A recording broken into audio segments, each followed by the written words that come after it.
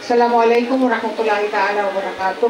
Pinapaabot ko po ang aking greeting of peace sa inyong lahat. Magandang hapon po sa inyong lahat.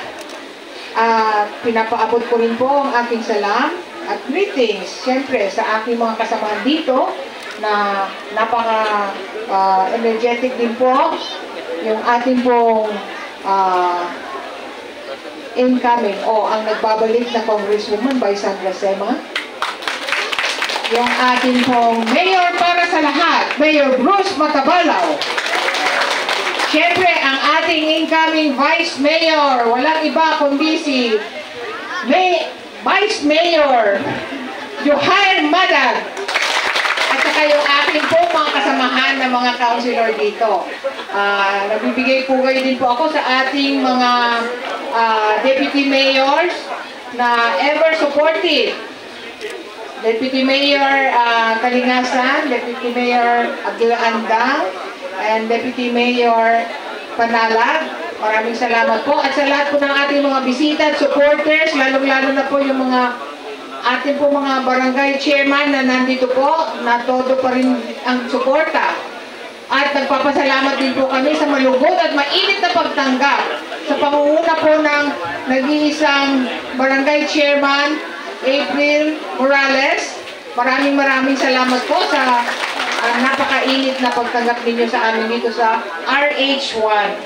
Magpapakilala po muna ako. Ako po si Bay Shalimar Amerhan Candao, Cotabateño na Bangsamoro.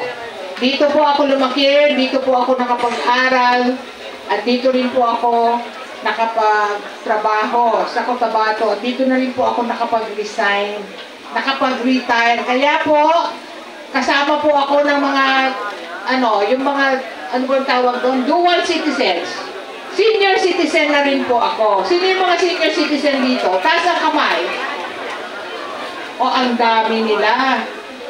Okay? Ako po si Shalimar Candao, neophyte pa po sa politika.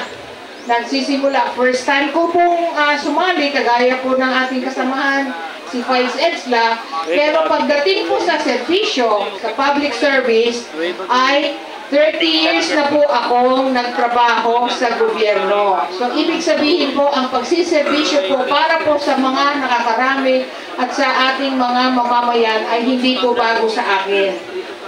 Matagal na po ako nagsiservisyo. Ngayon po, ay gusto ko pong ipagpatuloy yung aking pagsiservisyo para po sa inyo. Kaya po ako ay napasali sa Team UBJP ng Cotabato City. At nakatoka po sa akin ay ang patungkol po sa kapakanan, karapatan po ng mga kababaihan. At saka po, turismo and kultura. Sa mga kababaihan po, marami na po tayong programa, naibigay na po ng ating city government, pero pag iigtingin pa rin po natin yan, magbibigay po tayo ng mga programa at proyekto na makakatulong po sa mga kababaihan. Women empowerment. Ano pong ibig sabihin ng women empowerment? Ito po ang ibig sabihin ay yung mabigyan po ng equal opportunity ang mga kababaihan, mga kabataan man o senior citizen o yung mga nanay na nasa bahay lang po, mabigyan po ng pagkakataon, magkakaroon po ng equal opportunity pagdating po sa education, sa health, sa livelihood. Lahat po niyan, pwede po natin gawan ng pagkakataon na mabigyan po kayo ng opportunity na makatulong po sa ating mga pamilya upang mapagaan po ang pasani ng pamilya, mabigyan kayo ng oportunidad ng livelihood, magkatrabaho at magkaroon po ng hanap buhay. Yun pong nababanggit po kanina ni Attorney Malang na Angel Fund, magkakaroon po ng pagkakataon na kayo ay ma-priority po doon sa mga programa na yon.